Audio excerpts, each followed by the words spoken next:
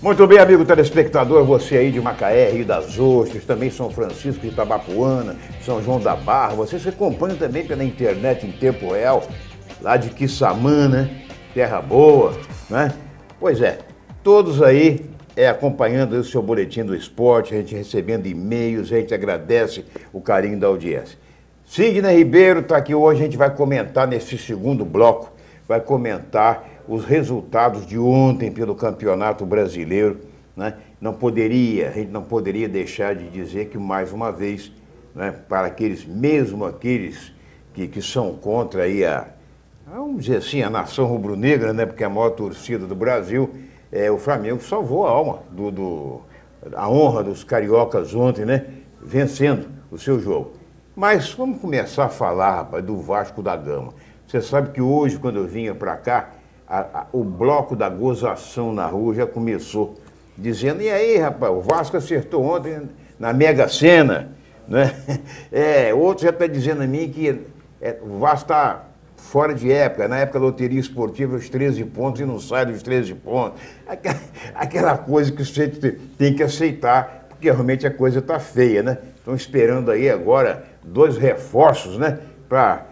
Dizendo que um jogador de 30 e tantos anos, o outro também um holandês, quer dizer, é brincadeira, né?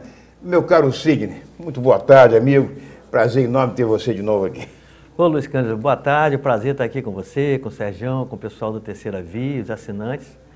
E a gente, né, lamenta a situação, eu diria até do futebol carioca em si, né? Porque a queda do Vasco é lamentável, mas tira como parâmetro um campeonato estadual fragilizado, né, que nós tivemos aí, por exemplo, o Madureira brigou aí pelas primeiras colocações e na Série B, na Série C, está lá embaixo, não ganha de ninguém. Exatamente. Então a gente vê a qualidade, o parâmetro. Algumas equipes se reforçando um pouco mais com o próprio torcedor, né? O Flamengo tem o 12º jogador, que é o torcedor que empurra a equipe. Com certeza. Em todo o Brasil, né? Em todo o Brasil. Pode jogar em qualquer lugar. Mesmo fragilizado, consegue alguns pontos, algumas vitórias em função do torcedor, principalmente no Rio de Janeiro. Isso. Mas os demais estão muito mal, o Fluminense também caindo pelas tabelas, e o Vasco a gente lamenta profundamente. Acho que o Vasco já entregou os pontos, né? Acho que ele já desmotivou, já não tem mais como se recuperar, lamentavelmente. A expectativa é a matéria que saiu, né, Luiz Cândido? É divulgada aí, da virada de mesa. O que a gente, por exemplo, a gente sempre foi contra isso. Exato. Né? O futebol se resolve no campo, né? Não é aquela coisa de agora, como aconteceu com o Fluminense há muitos anos, mas ficou marcado, né? Até hoje se fala nisso, né? Se fala nisso. Comenta a história do Fluminense, contrata o advogado do Fluminense. Exato. A ideia, Lula, só para o nosso assinante, é que se faça 24 clubes, né? 2 grupos de 12, a Globo tem interesse também, porque o mata-mata gera arrecadação, audiência, jogos mais decididos, porque agora o Corinthians abriu 7 pontos, se não me engano, no segundo colocado. Tá com 7 pontos à frente do Atlético Mineiro. À frente do Atlético, segundo colocado. Então o campeonato perde interesse e o mata-mata não, 4 de lá, 4 de cá, e faz aqueles cruzamentos olímpicos e a coisa fica mais interessante, como a Copa do Brasil, né?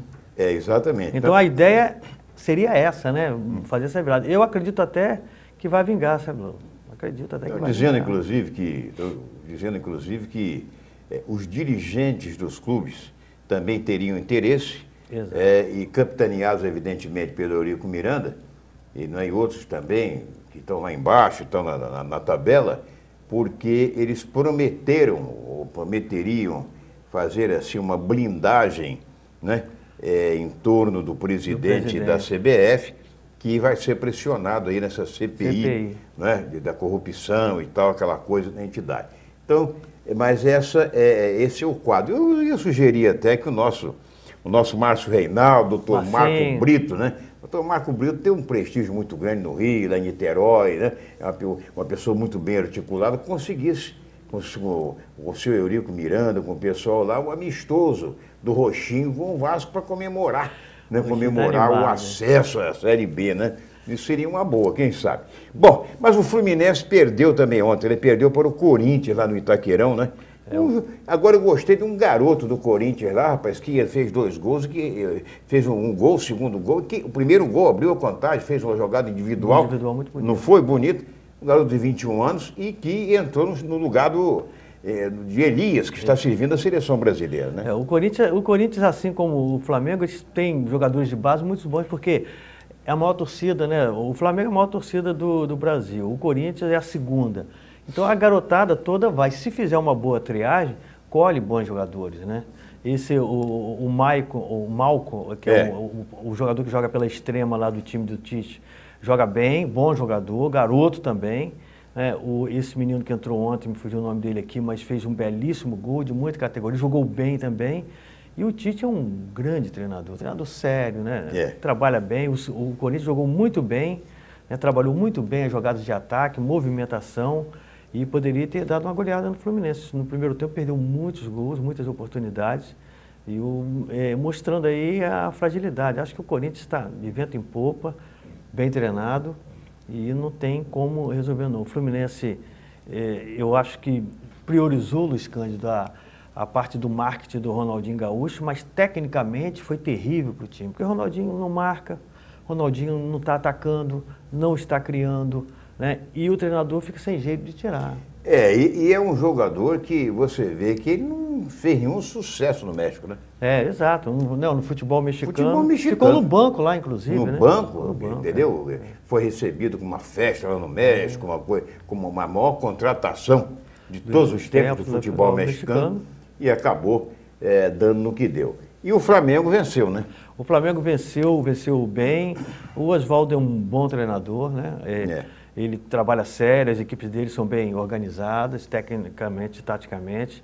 Ele tem variações táticas e o Flamengo venceu bem, vai somar os pontos aí, deve brigar aí por uma vaga no G4 ali, uma última vaga no G4, né?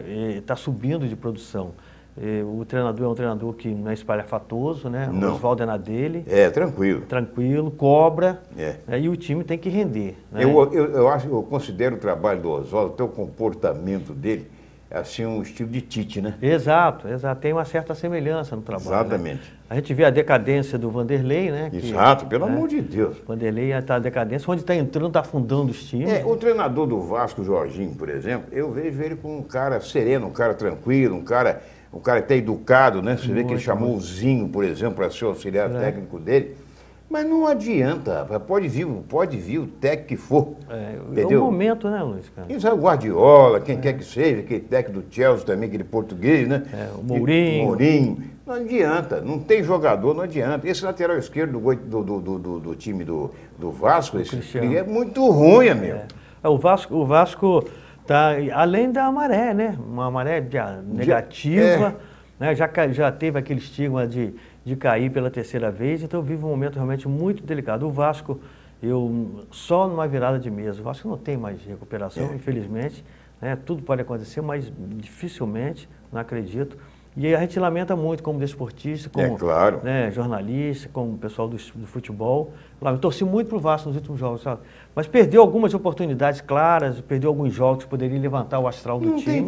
Não tem time. E digo, um time que o Vasco tem, se estivesse disputando a Série B, estaria lá para o 6º, 7º lugar. Talvez dá. Estou dizendo para você. E atenção aí, meu amigo Rubens Leal, tricolor, tá descendo madeira aí o Fluminense, hein?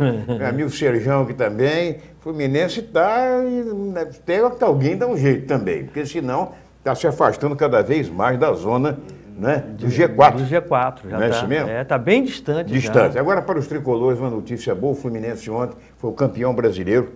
Sub-20. Sub-20. Derrotou o Vitória da Bahia lá, 3-0, a garotada de Xerém. Né? É um trabalho muito bonito que é feito, muito bonito. Aqui, Luiz Cândido, o Goitacás aqui, que fez o Sub-15 e Sub-17 muito bom, o Sub-17 chegou à semifinal do estadual, o Sub-15 pode vencer amanhã, aliás, sábado, né, ou domingo o jogo, venceu o primeiro jogo aqui contra o São Cristóvão, se não me engano, pode vencer, e esses garotos estão todos eles saindo. Mas isso aí nós vamos conversar no terceiro bloco, que eu fiquei realmente... engraçado que os clubes hoje em dia anunciam essa saída desses jogadores, assim, desses garotos, como se fosse uma grande coisa. Está acompanhando? E, na verdade, pelo amor de Deus, daqui a pouco nós vamos conversar, logo depois do intervalo. Segura aí, é pai e bola.